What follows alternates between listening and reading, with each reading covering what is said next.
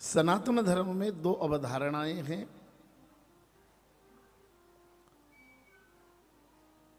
और उन दो अवधारणा में है एक उद्धारवाद और दूसरी है अवतारवाद। अवतारों को केवल सनातन ने स्वीकार किया है, विश्व की अन्य उपासना पद्धतियों ने सनातन के अतिरिक्त अन्य परंपराओं ने भगवान के अवतार को स्वीकार नहीं किया। दोनों को समझें कि दोनों में मूलभूत अंतर क्या है। अवतारवाद और उद्धारवाद दोनों हैं क्या, और भारतीय ऋषियों ने अवतार को क्यों स्वीकार किया। हमारे यहाँ भगवान के 10 अवतार हुए, फिर कहा नहीं 24 अवतार हुए। फिर श्रीमद् भागवत में 3 ऋषियों ने अलग अलग जगह अवतार की चर्चा की। कुछ उनमें सर्वनिष्ठ हैं, कुछ अलग अलग हैं। इस तरह श्रीमद् भागवत में अवतारों के क्रम पर विचार करते हैं तो कुल 36 अवतार सामने आते हैं। लेकिन गोस्वामी जी तो इस संख्या से भी आगे निकल जाते हैं और वो कहते हैं कि भगवान के अनेकानेक अवतार हैं, और कहते हैं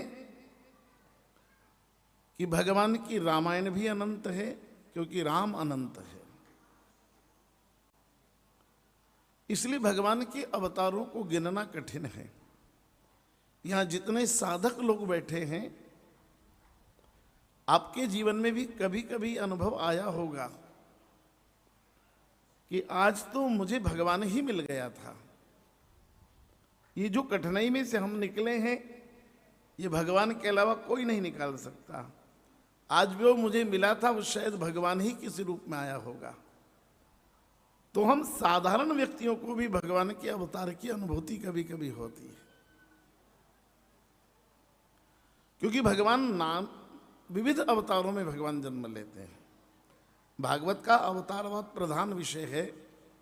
वो तो भागवत की चर्चा होगी तब करेंगे, क्योंकि भागवत में कहा गया अंश अंशावतार, अंशावतार, आवेशावतार, कलावतार, ज्ञानावतार, पूर्णावतार, पूर्णातीत पूर्णावतार।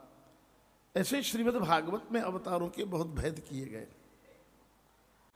लेकिन मैं बहुत संक्षेप में कहूं कि अवतार की आवश्यकता क्यों पड़ी, तो कहा गया कि जब जीव भगवान के घर जाता है उसे कहते हैं उद्धार, और भगवान जब हमारे घर आता है उसे कहते हैं अवतार। हम जब भगवान के धाम जाएंगे तो उसे उद्धार कहा जाएगा, लेकिन भगवान जब हमारे घर आता है तो उसे अवतार कहते हैं। दोनों में अधिक सार्थक, उपयोगी और सरल क्या है? तब कहा गया कि भगवान के पास जाना तो चाहते हैं हम, लेकिन वो कहाँ रहता है उसका एड्रेस हमारे पास नहीं है। तब एक साधक अपने अनुभव की पीड़ा कहता है, सारे जहां में ढूंढा तुझको, तेरा पता कहीं नहीं। सारे जहां में ढूंढा तुझको तेरा पता, तो बोले किसी को पता नहीं चला भगवान का। बोले नहीं नहीं, कुछ लोगों को भगवान का पता चल गया, लेकिन जिनको भगवान का एड्रेस मिल गया उनकी स्थिति क्या हुई? बोले सारे जहां में ढूंढा तुझको तेरा पता नहीं, और जब तेरा पता चला तो मुझको मेरा पता।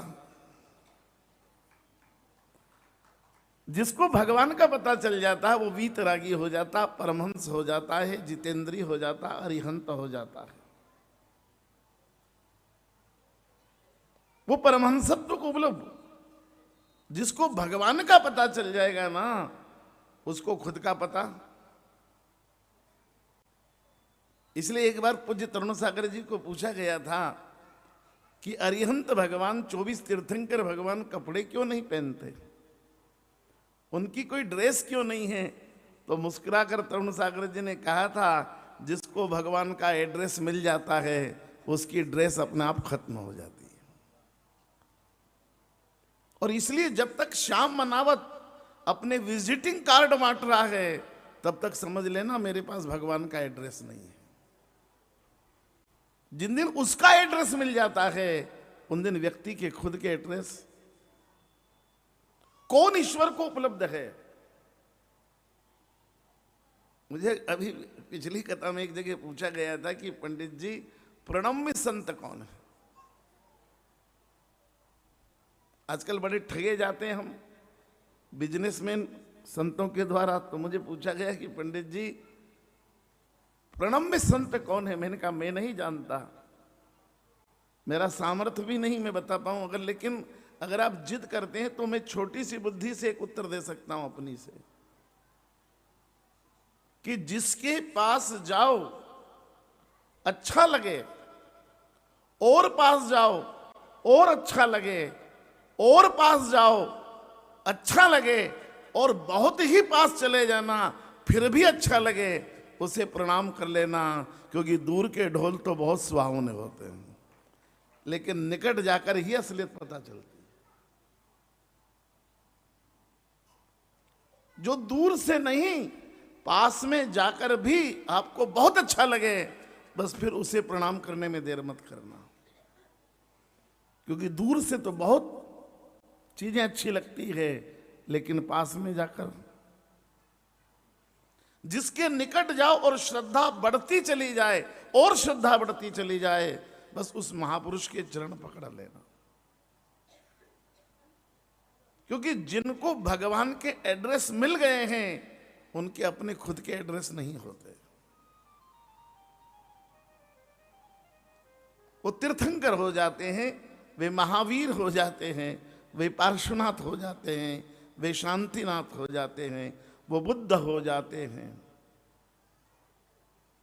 वो विवेकानंद हो जाते हैं, वो रामकृष्ण हो जाएं। और इसलिए श्रद्धा से सुनिएगा।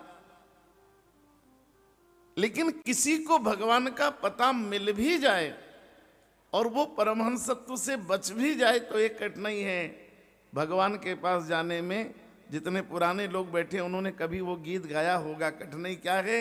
बोले सजन रे झूठ मत बोलो, प्रभु के पास जाना है, वहां न हाथी है न घोड़ा है, बस पैदल ही।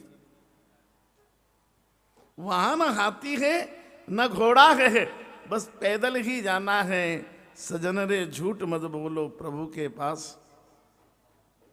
तो या तो भगवान का पता मिलना कठिन, मिल जाए तो उस परमहंसत्व से बचना कठिन। कबीर साहब कह गए, जब था मैं था जब हरि नाही, जब हरि है तब मैं नाही, और प्रेम गति गलियति सांकरी जामे दोना।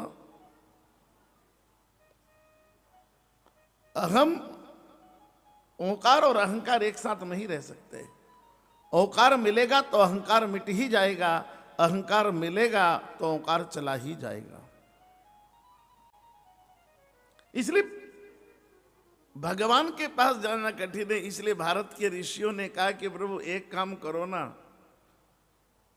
कि आप कहाँ रहते ये हमको पता नहीं, हमारे पास आने का साधन नहीं, तो एक काम करो ना प्रभु। बोले क्या?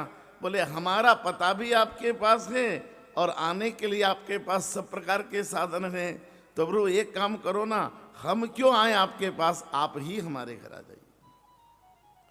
और जब भगवान को अपने घर बुलाया गया, बस वही अवतार हो गया। महाराज दशरथ के घर राम का अवतार हो गया। मंगल भवन अमंगल हारी, द्रवंश दशरथ अजिर। इसमें केमिस्ट्री का एक बहुत प्यारा शब्द है, द्रवं। द्रव यानी लिक्विड। परमात्मा द्रवित होकर, लिक्विड होकर तू मेरे पास आ जा। बोले क्यों? बोले ऊपर से नीचे जाना, नीचे से ऊपर लिक्विड को ले जाना हो तो जेटिंग करना पड़ती, पंपिंग करना पड़ती है, टिल्लू मोटर लगाओ तो पानी ऊपर चढ़ता है। पर बोलो पानी को ऊपर से नीचे लाना हो तो पानी स्वतः आ जाता। परमात्मा मैं तेरे पास आऊं तो बहुत ऊर्जा लगती है, पर तू तो कृपा करके पानी की तरह द्रवित होकर तू ही मेरे घर में आ सकता है। इसलिए मंगल भवन अमंगल हारी द्रवंश दशरथ अजिर। आइए गाते हैं।